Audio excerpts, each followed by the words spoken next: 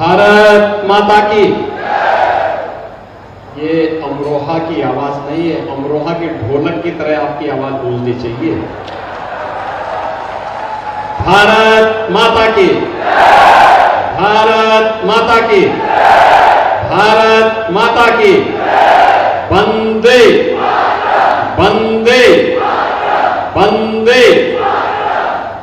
Bharatiya Janata party के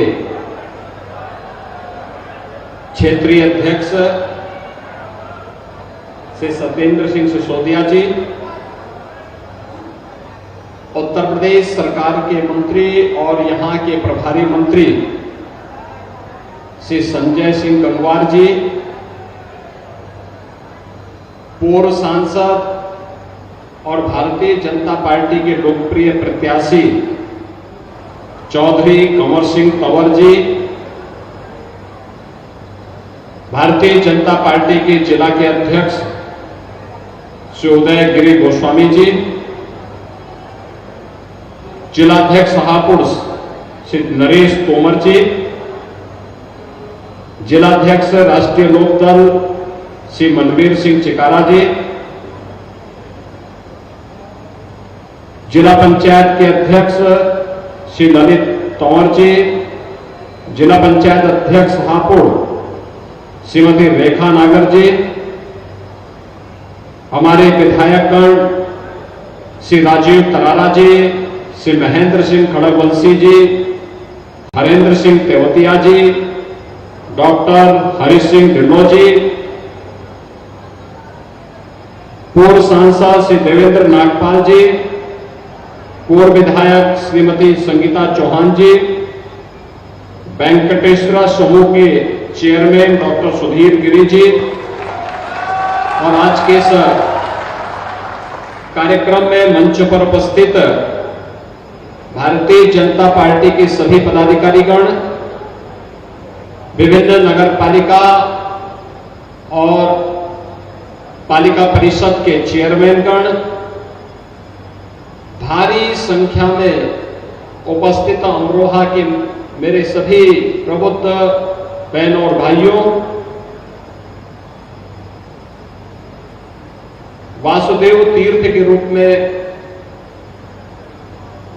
सुविख्यात इस पौराणिक स्थली अमरोहा को मैं कोटि कोटि नमन करते हुए आप सबका हृदय से अभिनंदन करता हूं।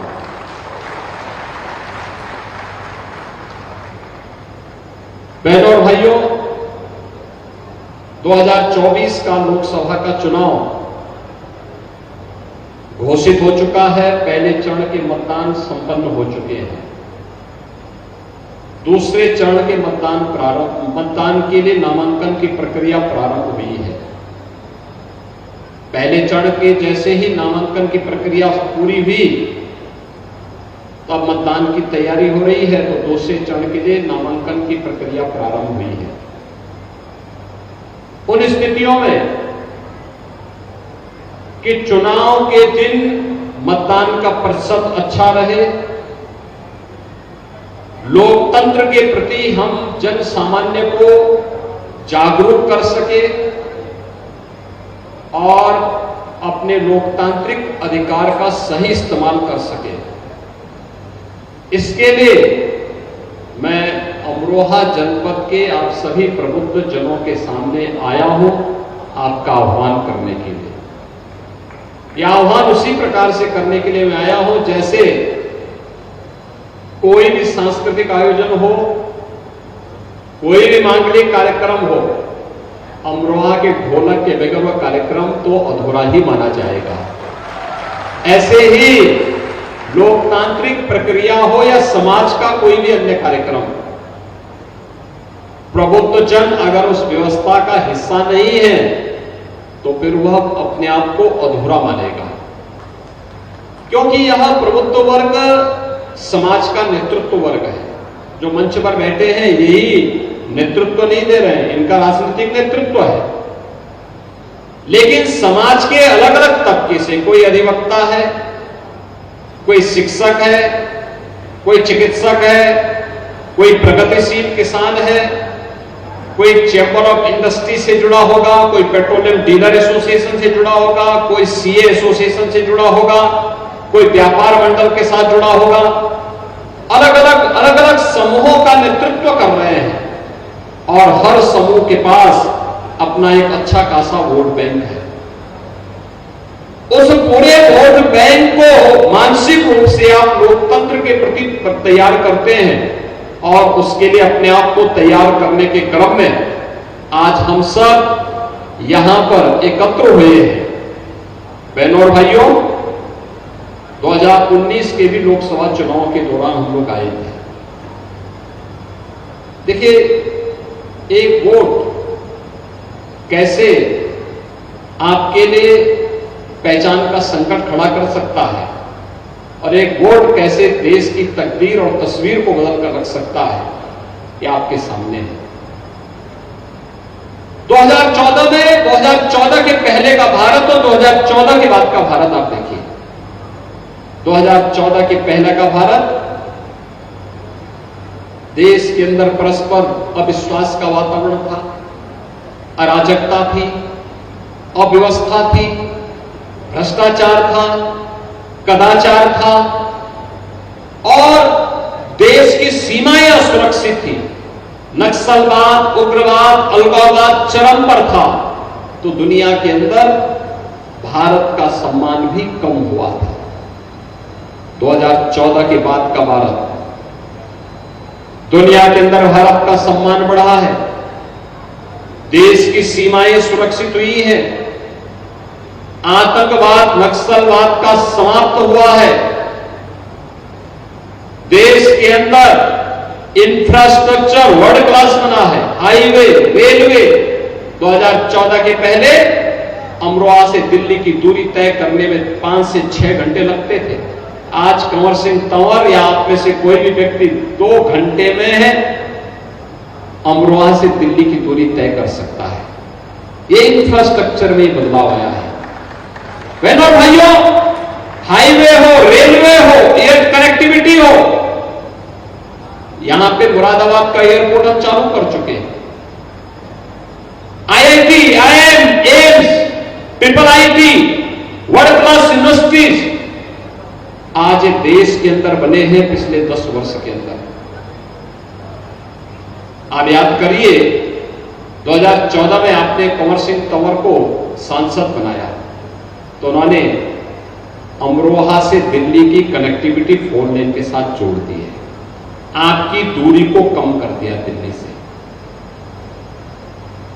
और 2019 में चूंकि तो कितनी छिछेलेदार हुई थी अमरोहा के लोगों की जब यहां का सांसद भारत माता की जय जयकार करने में संकोच कर रहा था। बहनों और भाइयों, यही होता है वोट बैंक। एक वोट की कीमत क्या होती है? एक वोट कर्फ्यू भी लगा देता है और एक वोट कांवड़ यात्रा भी निकाल देता है। सही दिशा में जाएगा तो कांवड़ यात्रा निकलती है और गलत हाथों में जाता है तो कर्फ्यू लगा देता है। एक वोट गलत हाथों में जाता है तो अराजकता फैलाती है और अगर वही वोट सही दिशा में जाता है, सही पार्टी के पास जाता है तो आस्था का सम्मान करा देता है। ऐसे ही जैसे 500 वर्षों का इंतजार अयोध्या धाम में समाप्त हुआ है और रामलला का विराजमान हुआ है। मुझे बताइए, क्या ये काम लोकदल के लोग, सपा के लोग, लोकदल आज हमारे साथ है, क्या सपा के लोग, बसपा के लोग, कांग्रेस के लोग ये लोग कर पाते? लेकिन आज भाजपा लोकदल का गठबंधन आपके पास आया है और यही कहने के लिए आया है। कल अमरोहा में लोकदल ने भी एक सभा की थी, चौधरी जयंत चौधरी जी आए। कितना बड़ा अवसर हमारे सामने है जब किसानों के मसीहा चौधरी चरण सिंह जी को भारत सरकार ने भारत रत्न से सम्मानित किया। बहनों और भाइयों, ये सम्मान केवल चौधरी साहब का नहीं है, हम सब उत्तर प्रदेश वासियों का है, हर अन्नदाता किसान का है। क्योंकि देश के अन्नदाता किसान की आवाज को देश की संसद और देश की सरकार के पास आजादी के बाद पहली बार किसी ने उठाया था, तो वह नाम था चौधरी चरण सिंह जी का। उन्होंने उस समय कहा था, भारत के विकास का रास्ता देश के खेत और खलिहानों से होकर के जाता है। अगर अन्नदाता किसान बदहाल होगा तो देश विकास नहीं कर सकता। और बहनों भाइयों, चौधरी साहब के प्रति कृतज्ञता ज्ञापित करने के लिए ही प्रधानमंत्री मोदी जी ने चौधरी साहब को भारत रत्न से सम्मानित किया। और चौधरी साहब के सम्मान के साथ हम सब उत्तर प्रदेश वासियों का सम्मान बढ़ गया। इसलिए मैं उत्तर प्रदेश वासियों की ओर से प्रधानमंत्री जी के प्रति आभार व्यक्त करता हूं कि उन्होंने चौधरी साहब को भारत रत्न देकर के किसानों का, अन्नदाता किसानों के साथ साथ प्रदेश वासियों का सम्मान बढ़ाया है। क्योंकि चौधरी साहब उत्तर प्रदेश के मुख्यमंत्री भी थे। यानी एक वोट की कीमत क्या होती है, ये आप इसी से समझ सकते हैं। एक वोट अराजकता भी फैला सकता है, गलत हाथों में जाएगा, और सही हाथों में जाएगा तो विरासत का सम्मान करते हुए देश को उसकी आस्था का सम्मान भी दिला सकता है। अयोध्या में रामलला का दर्शन करने का अवसर हम सबको प्राप्त हो रहा है इस समय, कितनी भव्यता है। और इसीलिए आज मैं आया हूं आपके पास कहने के लिए कि एक वोट नौजवानों के हाथों को आजीविका दे सकती है, एक वोट उसे गलत दिशा में लेकर के अपराध की दुनिया में भी धकेल सकती है। मित्रों, ये सब हमें तय करना होता है। हम अपना वर्तमान और अपना भविष्य कैसा चाहते हैं, किस प्रकार का बनाना चाहते हैं। और मोदी जी ने पिछले 10 वर्ष के अंदर देश को जिस प्रतिबद्धता के साथ चलाया है, जिस मजबूती के साथ चलाया है, उसका परिणाम सर्वविदित है। मोदी जी के द्वारा किए गए कार्य आज देश के अंदर मोदी गारंटी के रूप में पूरे देश के अंदर गूंज रहे हैं। लोग कहते हैं मोदी गारंटी क्या है? मोदी जी की गारंटी 12 करोड़ अन्नदाता किसानों को प्रधानमंत्री किसान सम्मान निधि का लाभ देता है। यही है मोदी गारंटी।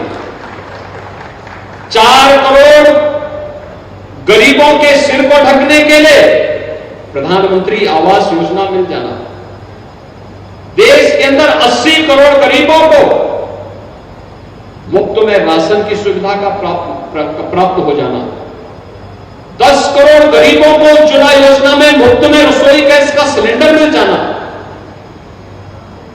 12 करोड़ परिवारों को यानी 60 करोड़ लोगों को 5 लाख रुपए की स्वास्थ्य बीमा का लाभ मिल जाना, यह है मोदी गारंटी। और मोदी जी इसलिए सफल हुए, सपा, बसपा और कांग्रेस इसलिए विफल हुई क्योंकि जब वे सत्ता में आते हैं तो अपने परिवार तक सीमित रह जाते हैं।